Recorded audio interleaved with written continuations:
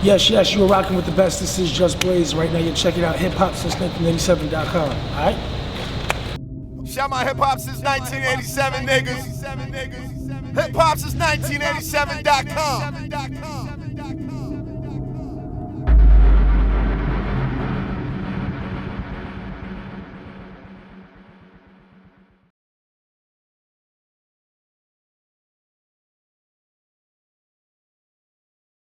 It's your boy E-Money, chilling with Just Blaze.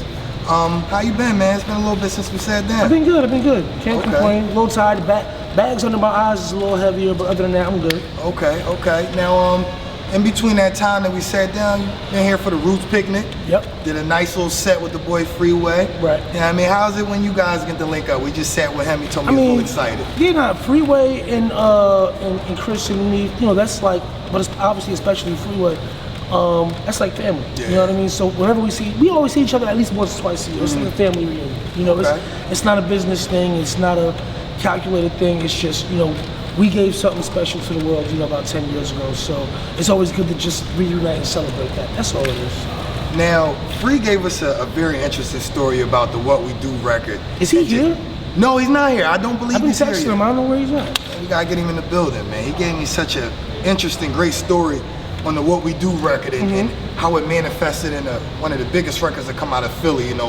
Hove just supposed to put a voiceover on it. Right. The Beans hearing it like, oh man, you gotta let me get on that shit. Then it not having no hook and becoming What's your thoughts on did you see it becoming what it was? When I first made the beat, before we actually got to the production phase, when I made the beat, I was just like, yeah, this is cool, but people probably won't get it. It's very repetitive. All it does is go on,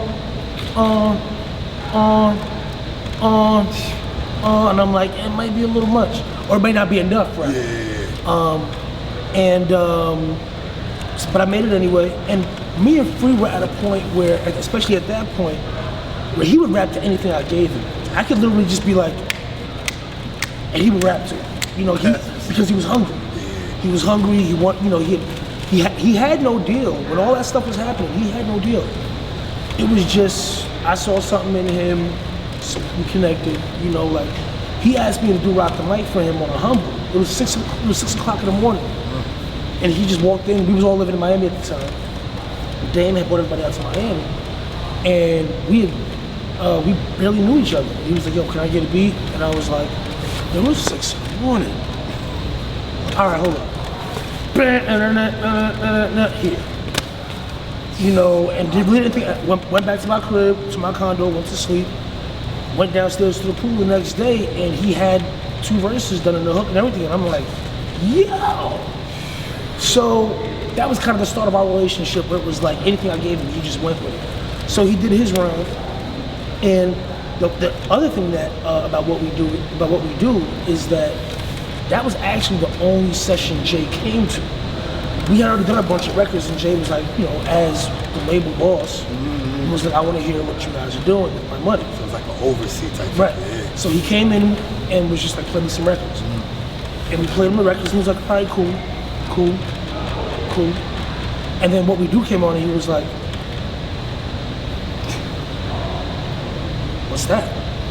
And it was only one verse. And I was like, yo, I don't know what we're really gonna do with it, but the way Free set his precedent on it, I'm like, I told Jay, I was like, I'm about to scrap this. But once I was about to scrap it, once Free rhymed on it, his verse was crazy. So Jay was like, all right, I'm gonna do the intro. I'm like, all right. And then once he kept listening to it, he was like, nah, I got a verse for it. And he just went into the booth and was like, let me get him Free. Oh, never slacking me. Never. Like one take, done. And then Beans heard it and was like, oh, I gotta get on this. You leave me out, Yeah. So Beans got on it. And then there's another story related to that record, but I gotta save that for the book that I'm writing, but I'm not really writing. Okay. But there was an incident right after that that involved another Philly artist, but that's another story. But anyway, that's the story of how that record got done in a nutshell. It was just something that it was a stroke of, I don't want to say stroke of genius. It was just an idea. Definitely a stroke of genius, like you said. Well, in retrospect, sometimes it takes, they say hindsight is 20/20. So sometimes genius, you recognize your own genius moments in 2020 or in hindsight.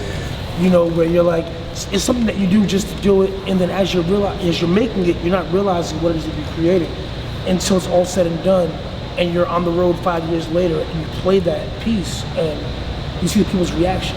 You know, like, and I'm just grateful to whatever put that idea in my God, higher being, whatever you believe in. Somebody put that idea in my head. Well, Philly thanks you too. Yeah, I mean, we glad Thank you, Philly. I put that in your head, Thank you, man. Philly. So what other projects can we expect to see you come up? That's a classic. So what's some future classic Just Blaze? I am working right now. We're actually finally starting to do the final mixes on the Slaughterhouse album for Shady Records. Glass House, right? Yeah, Glass House. We actually today just started the mixes. Guru's in the studio mixing right now as we speak. There's that. I'm on the road constantly. So while we're trying to finish that up, I'm just managing doing these shows and these tours, and then I have some more of my electronic stuff that I know. This is hip hop since 1977. Shout out to hip hop since 1978. This is hip hop since 1987. There you go. But some of my electronic stuff I'm finally finishing up. And that's kind of been like a side project for me. Like Higher came out of that randomly, and it took off and it went viral. It did. That one record was part of a much bigger project that I was doing last year, and I just got sidetracked because once Higher took off, I ended up being on the road for like 10 months straight, literally nonstop. So it kept me from being able to finish, you know, that project. It is more of a disco house thing than it is like a hip hop thing. Yeah, like trap step and all this. No. It's not trap. Disco, It's straight, house, straight disco house. Okay. Like if you, that UK dish. if you like getting your hustle on and your two-step on and you know your ballroom and all that, and this is for you. You know, and it's people always ask me, what's the transition like to making that kind of music or playing for those kind of crowds? And I tell people all the time, there is no transition. You know, where I come from, I'm from Jersey, so we did the hip hop just as much as we did house, and vice versa. So for me, that's like second nature. I've always made those kind of records and always loved that kind of music. And there was a long period in my life where I didn't DJ hip hop. That's what I did. But I'm only now getting to a point of prominence where I can actually get away with bringing that to the public, and people not looking at me like, "What's he doing?" You know. So that's what's happening next. That's dope. Now, I wanted to ask you this so bad last time I sat with you, didn't get a chance. When you're speaking of bringing that sound to the world, when do you think you and Kanye will link up to do another record? Him rapping on one of your beats, you know, that remains to be seen. You know, it was funny that you mentioned that because 88 Keys, who's one of my longtime very good friends, and him and Kanye are like BFFs. I actually introduced them back in, I don't know, 2001 or whatever, and they went on to form their own relationship. But he was like, "Yo, Ye asked me how you doing," and I'm like, "That's interesting." Me and him haven't spoken, and since probably the third album. But matter of fact, the last time we spoke was when he was working on Stronger, and he needed drums. So he called me like, "Yo, send me some drums. I need a kick for this record I'm doing called Stronger." So I sent him a bunch of kicks, and so it was funny when the record came out. I was like, "Oh, that's what you wanted the kick for." But yeah, we haven't spoken since then. So it's funny that 88 was like, you know, he's just wondering how you doing, what you up to these days, you know. And people between us have reached out like, "Yo, we want y'all to reconnect. You might want to come out to Paris or come out to Hawaii or whatever." But my schedule hasn't allowed for it because I've been moving around so much. But that would be interesting. So, dope. Yeah, and hip hop needs it. Yeah. I'm down. Okay, all right. Now, with that being said, you threw me out. I mean, I would love to hear that. Just thinking about that, I got lost in that thought. Right. Lupe threw something out there the other day that I gotta ask you about. He was talking about Kendrick Lamar and the hottest spitters in the game. I know you definitely respect the spitters. He said he felt like King Los, Logic, Cassidy was hotter than Kendrick Lamar. And then he kind of got back and forth with the guys he was talking to. I saw a little bit of this. Who do you think is the hottest besides Jay Electronica? You know what I mean? We know. You know what? I'm asking about that next when that Jake. All right, we'll do two more questions. I'm gonna answer that. Yeah. And I got to run on stage. And I'm gonna give you my honest opinion. This is not me sidestepping your question. Yeah. I don't care who's the hottest. I really don't. The only thing I care about is your song good? Is your album good? Doesn't have to be the best. Like people always ask me, who's the best this, what's the best that, what's the best I don't care about, and this might be a fault of mine. Because I know hip hop is a lot of times is driven on competition. I don't care about being the best. So I can't care about anybody else being the best. What I care about is, are my bills paid? Is the bank after me? No. Is my mom's cool? Yes. Is the rest of my family cool? Auntie got her diabetes medication. Such and such got their cell phone bill straight because he just got laid off. I'm good. I can take care of my family. So I can't impose, if I don't have a desire to be the best, I just have a desire to be able to take care of my people and do the best that I can for myself and for them, then I can't impose that on anybody else. Now I can say that Kendrick is a favorite of mine, but I can also say that King Los is a favorite of mine, as well as Lupe is. So they all make great music, they all rhyme great, and they've all made great records. So salute to all of them, I really don't care. Take care of your peoples, and remember, and actually I'm gonna close it out with this. None of us was supposed to be here when we were first brought here, 400 or 500 years ago.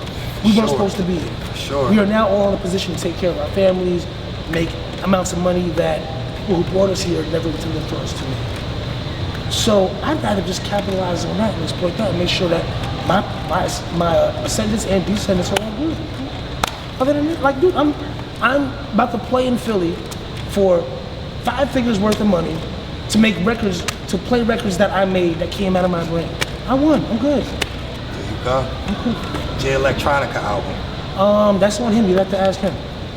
SB Dunks. When can we get a Just Blaze SB Dunk? You gotta ask Nike. I did a Supra for my birthday 2 years ago, which sold out in like 40 minutes, which I didn't even know. Dunk, yeah, man. A dunk would be dope. Nike, holla at me. Get at him. Maybe even the Jordan. Jordan, holla at me. Hey, man. On that note, this is Just Blaze, hip hop since 1987. You know what it is, all right? We signing out. Shout my hip hop since 1987 niggas. Hip hop since 1987.com.